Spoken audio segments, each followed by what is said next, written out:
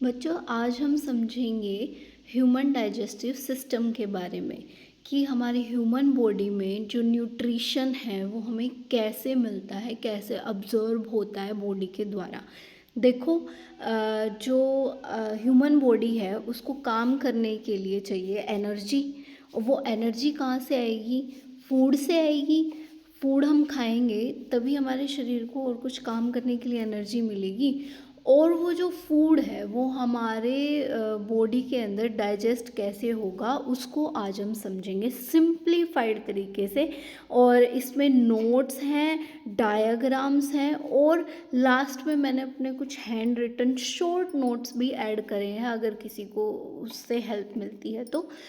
ठीक है, तो शुरू करते हैं आज का टॉपिक। ठीक है, ह्यूमन डाइजेस्टिव सिस्टम जो है वो alimentary canal and many digestive glands से मिलकर बना हुआ है। ठीक है, एलिमेंट्री कैनाल कुछ नहीं, सिर्फ वो रास्ता है जहाँ से जो खाना है हमारा वो होकर गुजरता है। ठीक है, होकर गुजरता है जब वो डाइजेस्ट होता है। ठीक है, तो देखो हम समझेंगे।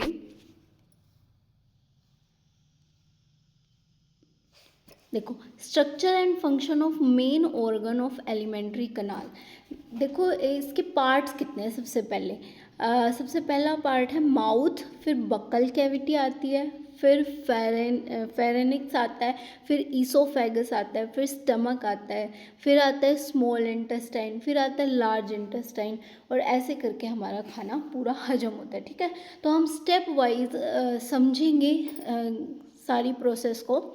ठीक है, तो सबसे पहले आता है हमारा माउथ। डायग्राम में आप देख सकते हैं कि M4 हमारा माउथ यहाँ पे दिखाया गया है।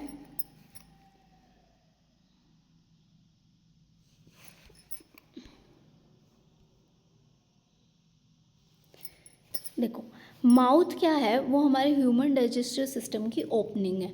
हमें पता है कि हम मुंह से खाना खाते हैं, तो सबसे पहले देखो ऐसा कहा जाता है कि जो हमारा खाना है ना वो 50% जो है हमारे मुंह में ही डाइजेस्ट हो जाता है। डाइजेस्ट हो जाने का क्या मतलब है कि जो हमारे मुंह में जो हमारे दांत है, सलेवरी ग्लैंड्स है, वो खाने को पचाने में बहुत हेल्प करते हैं। ठीक है, ऐसा कहते हैं कि खाना खाया भी नहीं होता हमने और डाइजेशन जो है उससे पहले ही शुरू हो जाता है, क्योंकि खाने को देख कर ही जो हमारे अंदर वो स्टिमुलेशन होती है कि स्लेवरी ग्लैंड्स जो है वो एंजाइम सेक्रेट करना शुरू कर देते हैं। फिर हम खाना खाते हैं, उसको मुंह में देते हैं, फिर उसको चबाते हैं। तो वो तरीका है, हमें सबको पता है खाना कैसे खाते हैं हम, है ना। तो माउथ जो है वो हमारी ओपनिंग है ह्यूमन डाइजेस्टिव सिस्टम की। ठीक है, और जो ये गार्ड करता है माउथ को वो हमारे लिप्स हैं और बक्कल कैविटी है। अब बक्कल कैविटी क्या है उसको समझेंगे हम। देखो, ये हमारा माउथ है और यहाँ से हम खाना खाते हैं। ठीक है, उससे आगे आती है buccal cavity. Throat supports muscular tongue which form floor of cavity help in ingestion of food. यानी कि खाने को अंदर धकेलने के लिए जो थ्रोट है, मस्कुलर टंग है हमारी, वो हेल्प करती है। ठीक है, द जो बियर्स टीथ, हमारे जो लाइन है उसमें हमारे टीथ है। ईच जो हैज़ 2 पेयर ऑफ इंसीजर्स। देखो ये दांतों के टाइप है। मैं आपको जैसे बनाकर भी दिखा देती हूँ कि जैसे हमारे कुछ इस तरीके के दांत होते हैं।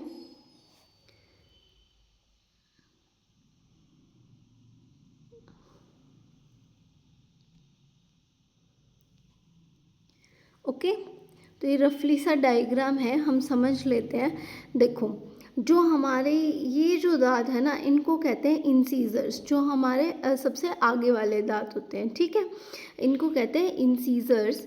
और फिर एक पेयर होता है हमारा कैनिन्स का। कैनिन्स होते हैं जो नुकीले 2 दांत हमारे होते हैं, इनको कहते हैं कैनिन्स। ठीक है, उसके बाद जो हमारे अगले 2 दांतों का पेयर होता है उसको कहते हैं प्रीमोलर।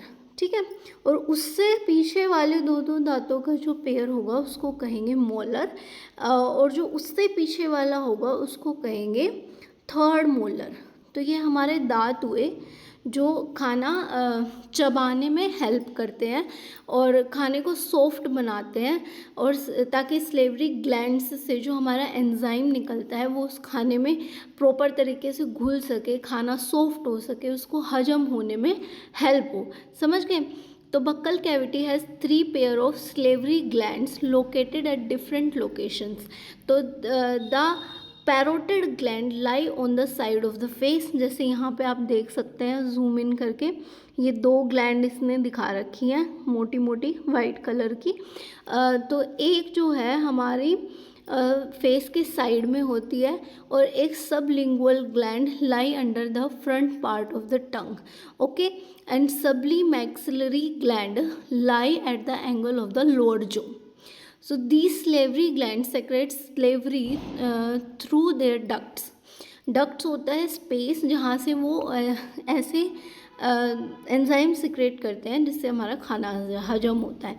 स्लेवरी कंटेन क्या क्या होता है, हमारी लार जिसे कहते हैं, उसमें हमारे होता है पानी होता है, नमक होता है, म्यूकिन, और एक एंजाइम होता है टाइलिन एंजाइम जो है वो स्टार्च एंड ग्लाइकोजन को स्प्लिट कर देता है माल्टोज के अंदर, ताकि वो आगे जाके एनर्जी में प्रॉपर कन्वर्ट हो सके। ठीक है, नेक्स्ट स्टेप आता है हमारा pharynx is a 12 centimetre passageway of food from buccal cavity to oesophagus. यानी कि यहाँ पे जो ईसोफेगस है, इधर खाना आएगा ऊपर मुंह में से, तो जो रास्ता है आगे फेरेंक्स का काम होता है मुंह से ईसोफेगस में खाने को ट्रांसफ़र करना। ठीक है, नेक्स्ट पार्ट है हमारा ईसोफेगस। फिर खाना हमारा ईसोफेगस में आ जाता है। तो oesophagus this is a long and tubular structure which serve to carry food from pharynx to stomach. यानी कि ईसोफेगस क्या करता है, 25 सेंटीमीटर लॉन्ग एक ट्यूब है जहाँ से हमारा खाना जो है फेरेंक्स से स्टमक को पास होता है। ठीक है, और इसके पार्ट्स क्या क्या है, it exhibits peristaltic movement so that the partially digested food is push forward in the track.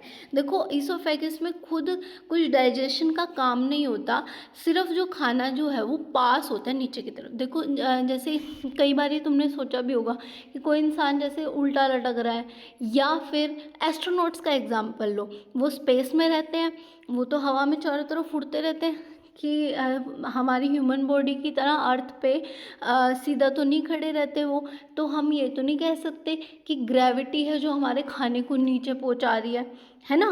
तो खाना नीचे कैसे जा रहा है, बेशक हम उल्टे लटके हुए हैं। ठीक है, तो वो ईसोफेगस की वजह से, ईसोफेगस जो ये पेरिस्टाल्टिक मूवमेंट करता है, यानी कि बार बार सिकुड़ता है फैलता है, सिकुड़ता है फैलता है, उससे क्या होता है खाने को आगे पुश करने में उसके ट्रैक के ऊपर हेल्प मिलती है। ठीक है, तो खाना हमारा ईसोफेगस से होकर स्टमक में पहुंच गया। अब स्टमक में क्या होने वाला है, स्टमक में हमारे 4 मेन फंक्शन होते हैं स्टमक में। पहला क्या होता है, स्टोरेज ऑफ फूड। ठीक है, स्टोरेज ऑफ फूड यानी कि देखो जो खाना होता है अलग अलग टाइप का, वो अलग अलग टाइम के लिए पेट के अंदर स्टोर रहता है।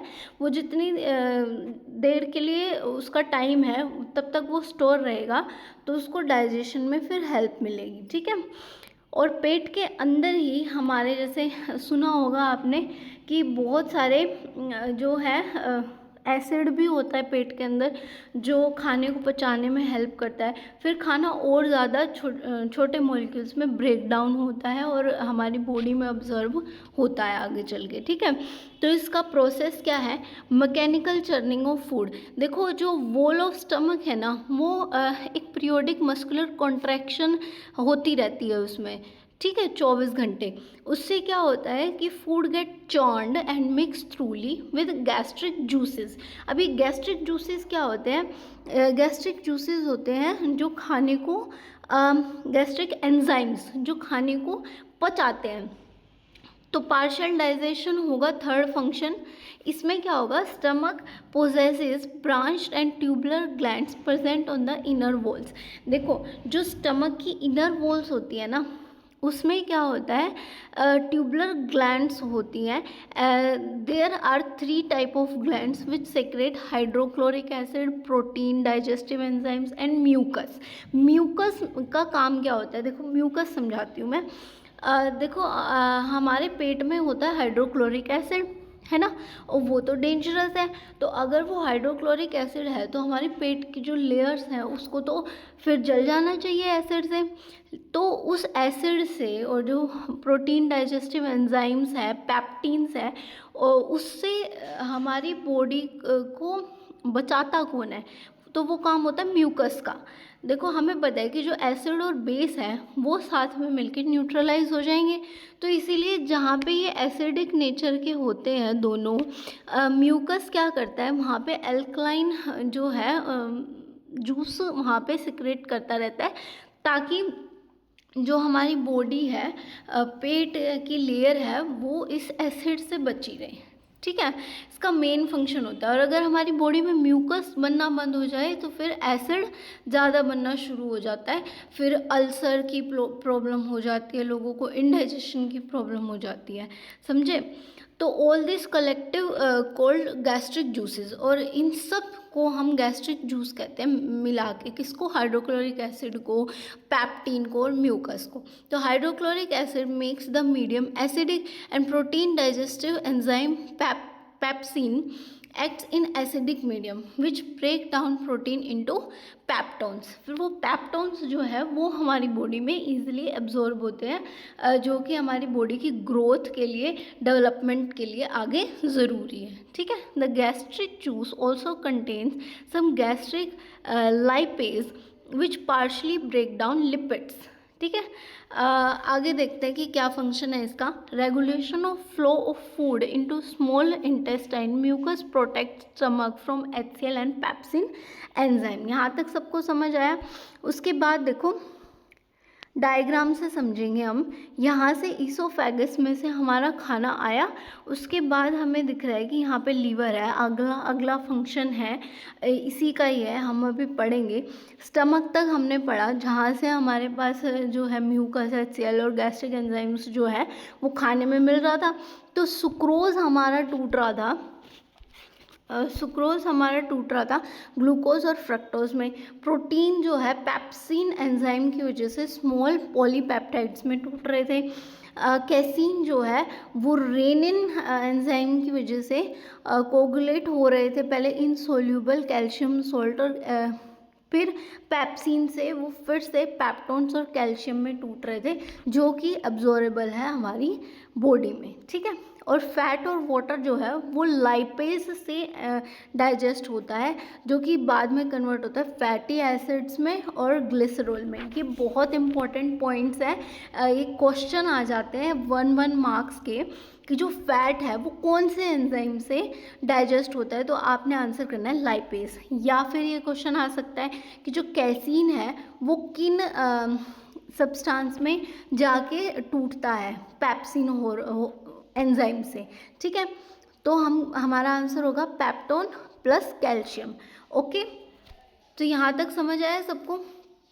इसके बाद नेक्स्ट आता है स्मॉल इंटेस्टाइन में पहुँच गए हम. हमारा खाना आ गया स्मॉल इंटेस्टाइन में, और हम देख सकते हैं कि यहाँ से एरो से हम देख सकते हैं कि स्टमक में से नेक्स्ट स्टेप होता है हमारा स्मॉल इंटेस्टाइन का. जो स्मॉल इंटेस्टाइन है हमारी, वो लॉन्गेस्ट पार्ट है एलिमेंट्री कैनाल का.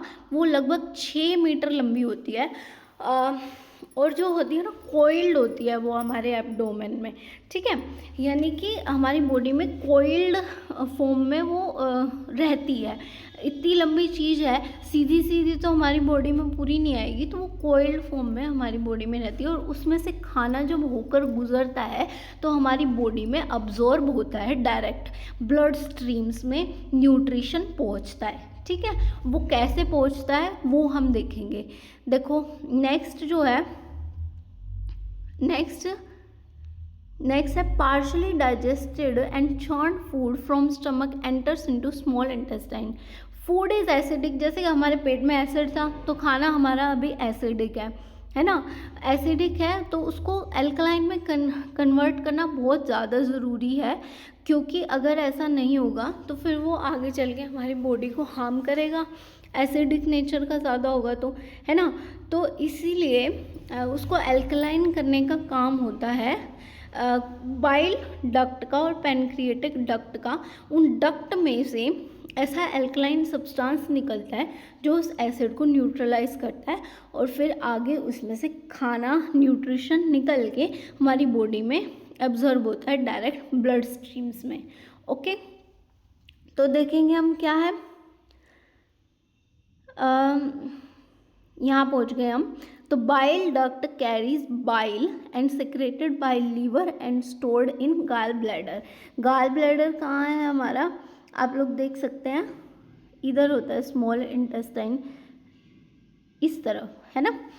तो ये है ये हमारा पैनक्रिएटिक एरिया है, और पैनक्रियाज बोलते हैं जिसे।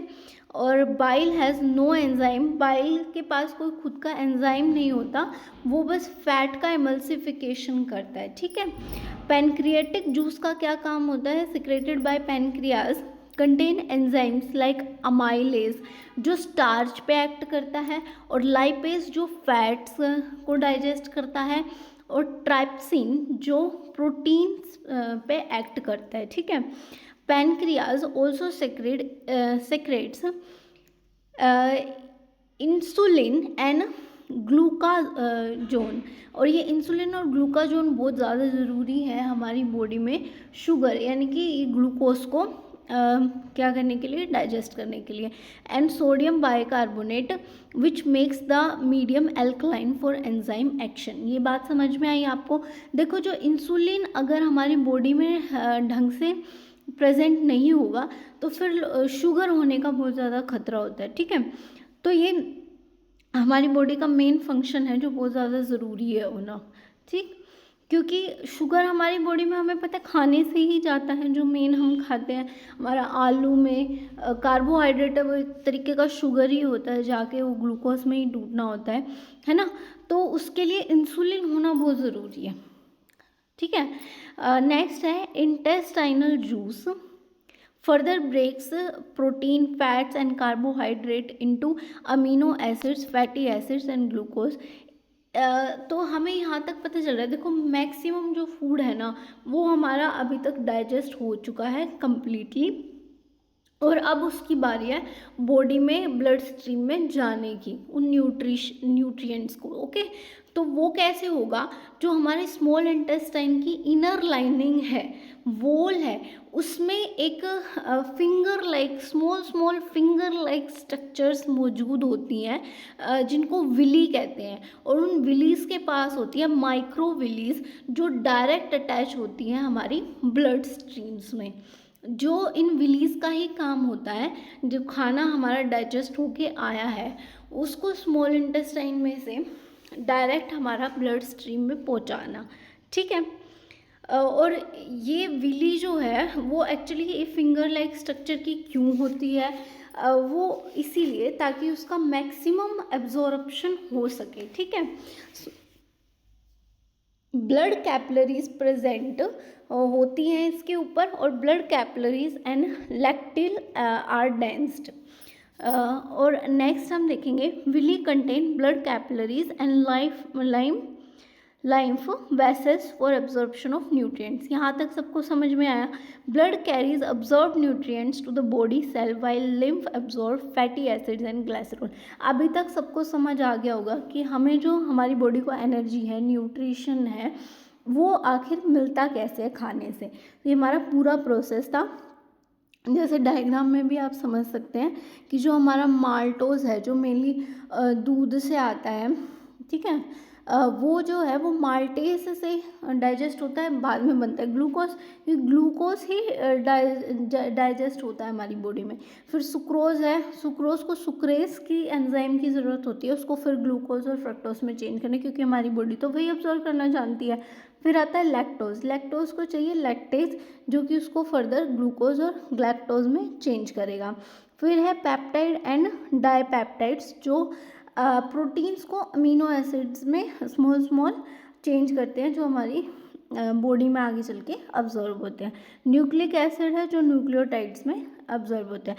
अभी देखो मेनली जो डाइजेशन का काम है ना वो ख़त्म हो चुका है। न्यूट्रिएंट्स जो है हमारी ब्लड स्ट्रीम में पहुंच गए हैं और ब्लड स्ट्रीम जो है, ब्लड जो है उस खाने को फिर हमारी बॉडी के हर एक सेल तक पहुंचाता है। यहाँ तक सबको समझ आया। फिर खाना हमारा पहुंचता है लार्ज इंटेस्टाइन में। जो लार्ज इंटेस्टाइन है वो ऑब्जर्व करता है मेनली वाटर को और कुछ सॉल्ट्स को, ठीक है। और जो रिमेनिंग वेस्ट है उसको पहुंचा देता है एनस में। एनस हमारा एरिया है जहाँ से हम जो ये फीसीज है उसको हमारी बॉडी से बाहर निकाल देते हैं, ठीक है। Faeces are temporarily stored in the rectum and ejected through the anus by anal sphincter. ये समझ में आया होगा सबको।